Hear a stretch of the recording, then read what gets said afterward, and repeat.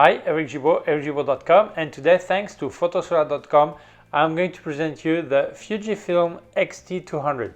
Let's start. Well, I'm going to tell you the specs, some of the specs, because I never tell all the specs because the video would be too long. So you can always check Fujifilm website. We have everything. So I will give you the main specifications.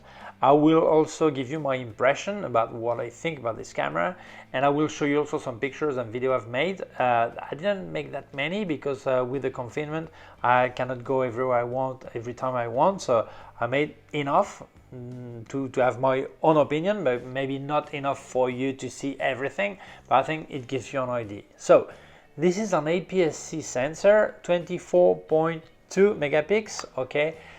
Some call it crop sensor, I call it sensor, APS-C sensor, because I don't like this comparison. That's just different, and that's it, you know. And there is a sensor cleaning in there, which is a good point. And let's start straight away into some specs. The ISO, it goes from 200 ISO up to 12,800 ISO native.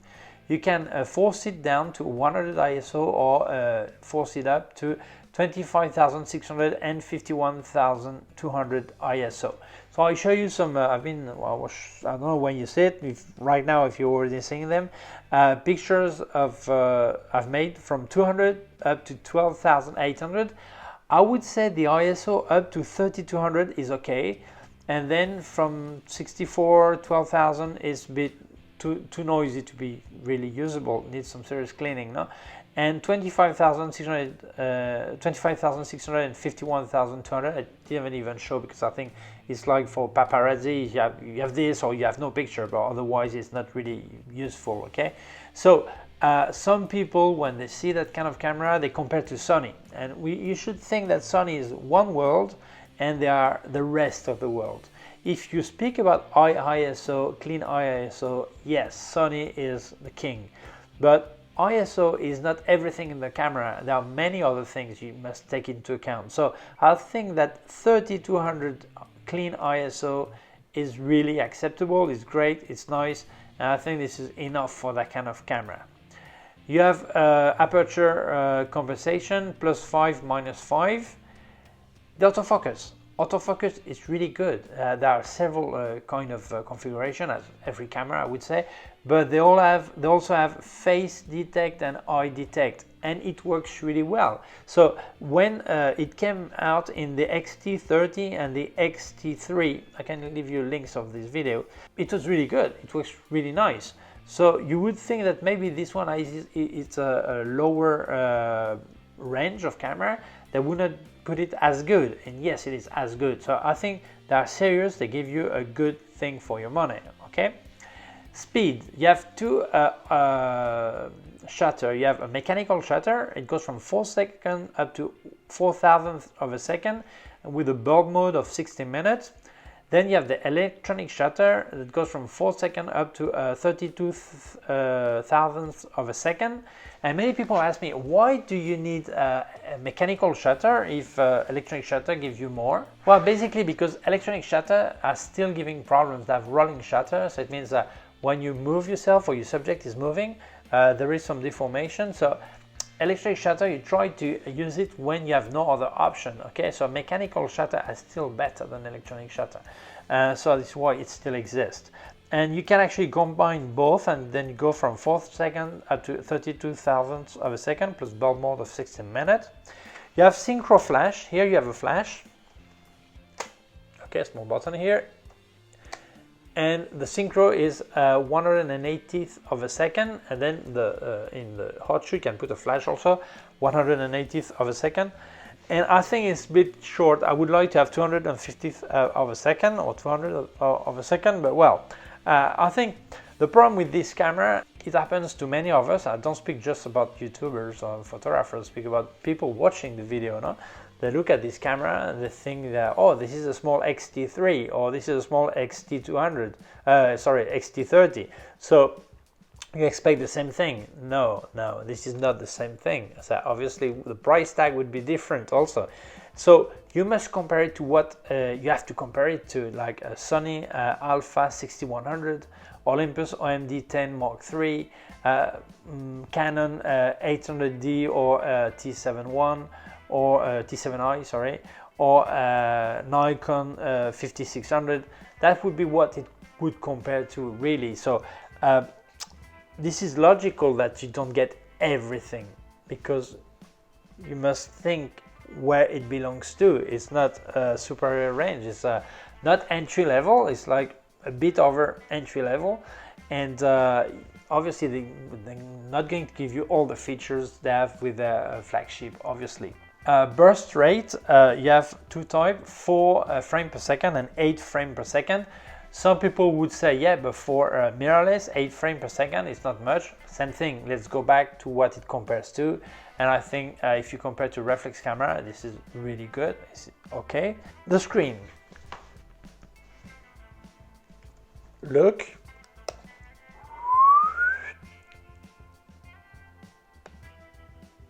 Okay.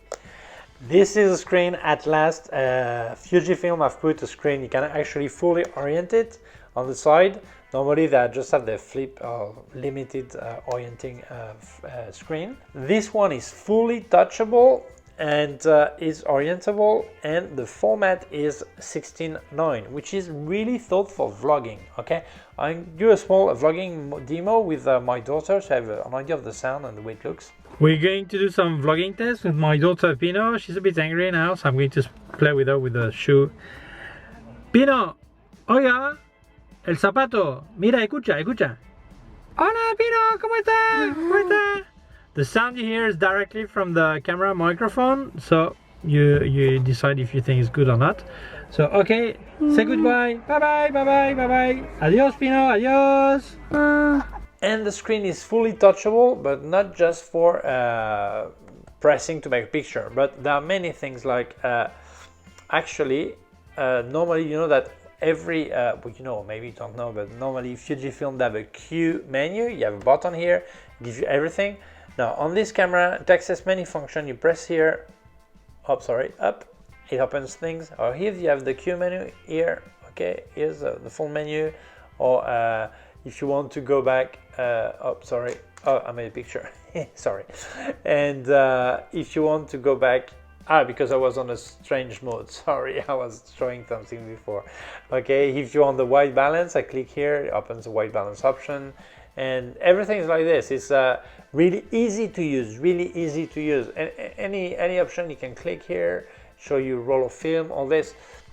Well, the film simulation I'll speak about in a second. So it's very easy to use, fully touchable, really practical. I must say the screen is brilliant, what they've done there.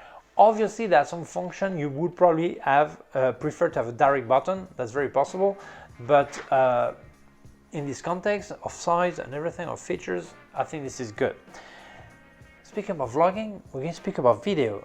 It does give video 4K in 30, 25 and 24 images per second, and the maximum recording, continuous recording time is 15 minutes. If you go on Full HD, you have 60, 50, 30, 25 and 24 images per second, maximum continuous recording 30 minutes, and then you have a square format 1:1 in Full HD 1080 by 1080. You have 60, 50, 30, 25 and 24 images per second, also limited to 30 minutes. I know that some people say, but what is it, like limited to 15 minutes or 30 minutes? I cannot record anymore or wait for next day, or what is it? No, it's simply that you record in continuous mode, and then it will stop at the maximum time, and you must press the trigger again to start record. Well, here the trigger for recording is here, the small red dot. You must press again to start recording again. So take this into account, that if you were thinking of leaving the camera there recording full time and in 4K, after 15 minutes you have to press again, because otherwise it's not recording, it has stopped. Okay, you must know that. Fujifilm is known for doing their analog film, and since day one they started digital cameras. They tried to put, well, they didn't try, they do put them put their film simulation in there, like Provia, Velvia, all this. You have 11 type of films. So it's great if you don't want to work in RAW and you want to do direct analog look or film simulation look, you have it in there. The good thing is when you select a film, I cannot show you because here there's nothing to take picture of, okay? It shows a picture and you select the film simulation. On one side it gives you what you have selected right now, and on the other side it shows you on the other half, actually you can move the half where you want to see the effect on the picture, the new film setting you want maybe to pick or check another one. So in real time you can decide, okay, oh, I've got the Provia here, oh, the Velvia would be nice, oh, what would be the Astia, and then you decide. And this is really good. So I don't actually use that kind of things because I prefer to do a simulation if I want or whatever in my computer, but you can actually do it directly in the camera. I am not sure because I didn't install it, if when you use RAW files, if you lose a film simulation, but I understand that if you use the Capture One version, a specific Fujifilm version, they put free of charge, for free, they give it to you. With this camera, with the Fujifilm cameras, you can actually open a RAW file and it takes into account the film simulation you have taken. But confirm this because I didn't check it, but I think I understood it was this one. If you open in Lightroom, you have to do something to keep the simulation, I was told, but I did not try it either because I don't normally use film simulation. But take into account that a Fujifilm, they have really good JPEG files. So maybe you don't want to work on your computer, you're not really happy about editing RAW files or developing RAW files, and you feel that a good JPEG would be nice. Well, Fujifilm has great JPEG images, so this is really good. And then you also have modes, scene modes. You can pick like night mode, fireworks, portrait, all this. That will configure your camera for you if you don't want to work in manual or in semi-automatic. Okay, so like aperture priority or speed priority or P mode or whatever. And if you don't want to work this way, you have some things like what I said just right now, or sunset, things like this. You also have some filters like toy style, miniature style, high key, low key, all this. I never use that, but it's in there in case you wanted to use it. And then there's also something that is really good, is that maybe you want to work in RAW files and you actually want to use your camera and you're traveling, but you don't have your computer with you and you would like to upload one of your picture to the internet, to Facebook, Instagram, or whatever. No, you can actually do some kind of editing in the camera. You can like develop a RAW file or take out red eyes or things like this, and then you can transfer it to your cell phone because you have Wi-Fi and Bluetooth, and you can actually do that. So this is great to have some kind of editing possibility in the camera, so it will save you some serious time, and maybe after you go home, you rework on this RAW file. But if you don't want or you cannot do it, but this possibility is really good. No? Speaking about connectivity, you have USB-C, HDMI, and you have a 3.5mm jack for microphone. And this is good. This is what I speak about thinking about vlogging. You can actually put a microphone, and they put a 3.5mm jack, not the 2.5 they have on some higher level cameras in their Fujifilm, and you need some specific adapter for it. This one is a standard 3.5. And if you want to monitor the sound, you can actually connect a headphone. If you have a USB connector on your headphone or an adapter, you can actually connect it to the USB. So this is really good. The weight, 360 grams, so it's not too heavy, it's really nice, it's small. Obviously the one I have comes with a kit lens, which is a really basic. You have a plastic mount here. Here obviously on the camera it's metal, but you have a plastic mount. And some people say, there's plastic there, what is that?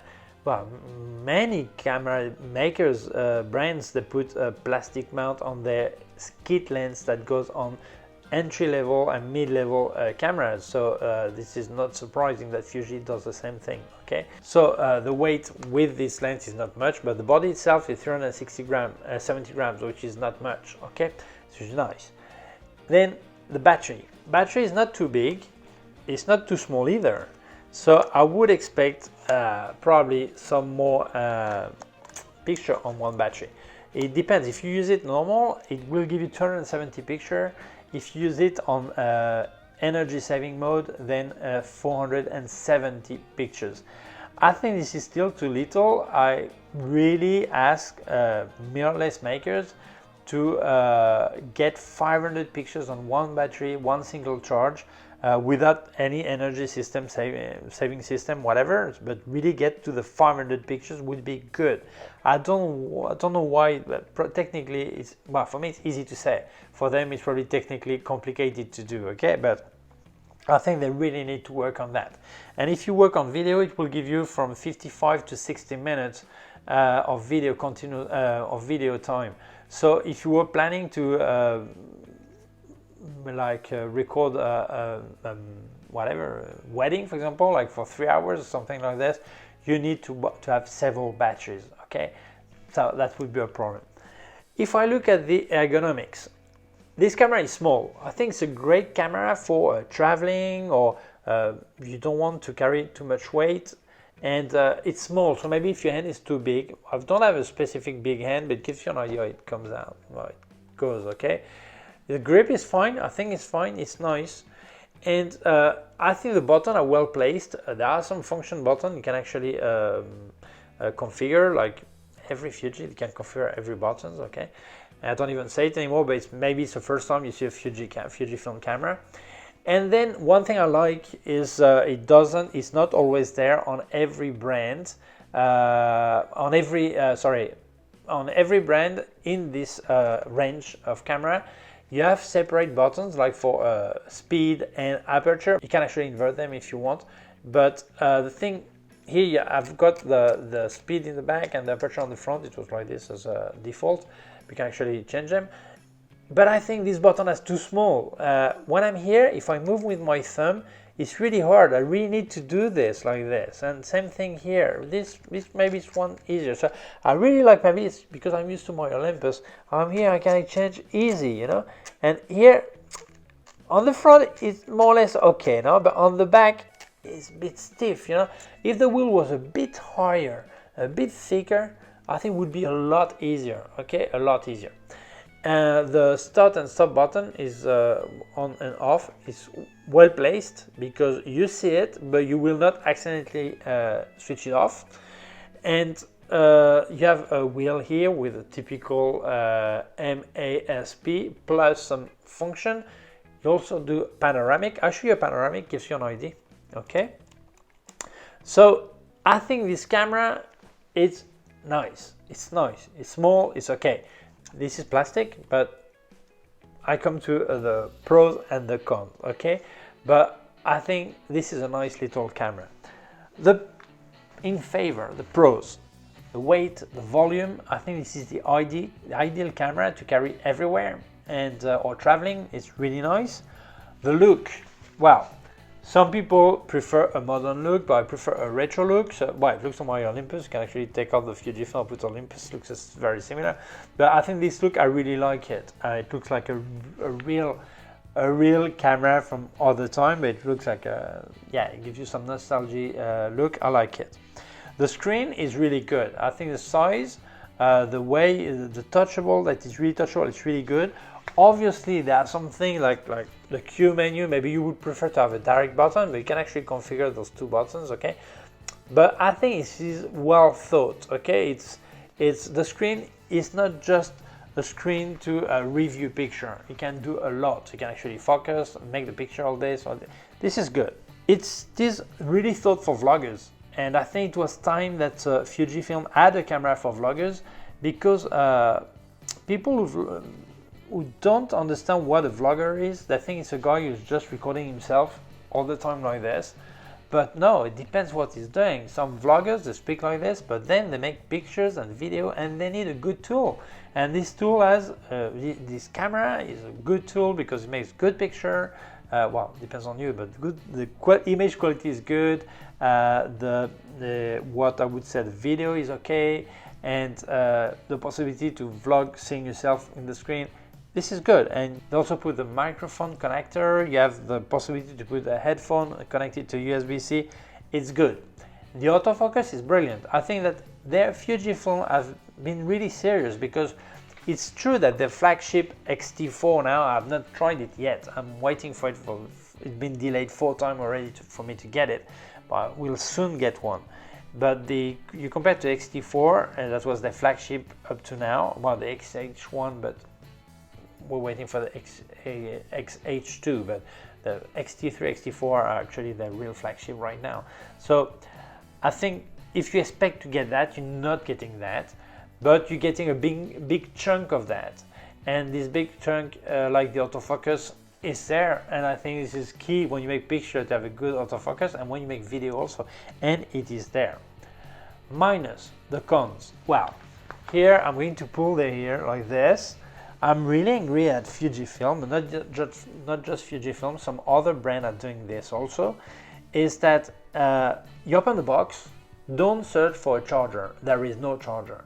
The same thing happened to me when I checked the XproO 3. I've got a video here, and they don't put the charger. They give you an USB cable that goes from USB standard to USB-C, and then you must use your telephone charger. And I think this is not logical. Come on, I mean, that's not expensive. How can you be so greedy not to put a charger to charge a camera? And also, it's not just that. I mean, the charger, the cable that is okay to charge directly the battery in the camera. If you wanted to charge the camera separately, you would also need a different charger, an optional charger. And it's not just Fujifilm doing this. Sony has something like this, that and some of Nikon basic camera also. If you want to charge, you must. Well, I can't remember Nikon. I'm not sure now. And on some bridge, yes, but on reflex, I'm not sure. And actually, would be great that they would give you at least a charger to connect there. Because imagine you're traveling, you get to your hotel, and the first thing you do is you charge your telephone, but then you cannot charge your camera. And then if you charge your camera, then you cannot charge your telephone. So actually you end up buying a second charger anyway. For your phone, it can be a telephone charger and used for both, a telephone or this, or also buy a separate optional charger. And I think the prices on this camera is not that cheap. Yeah, you would say, okay, it doesn't matter, I get one. Because when you look at this camera, that was a black point, okay, I'm not finished yet. Second, if you compare to the competition, direct competitor are the Alpha 6100 and the Olympus OMD10 Mark III. In favor of the Sony, the ISO, which is better than any cameras, I would say, and say, okay, Sony is really good at that, but ISO is not the most important thing in a camera. And if you look at Olympus, it has body stabilization, IBIS, in-body stabilization. And I think this is really important. When you think about vlogging, you think about, you move all this. So it's important to have some kind of stabilization if you want to use a gimbal. And I don't know why Fujifilm is not putting stabilization in their camera, except the XH1 and now the X-T4. But if it's a size problem, don't lie to me.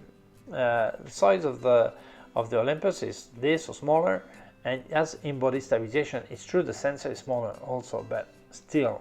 So I think this is something they should work on. They should, in that kind of camera, this Fujifilm needs to start to put stabilization in every body they have.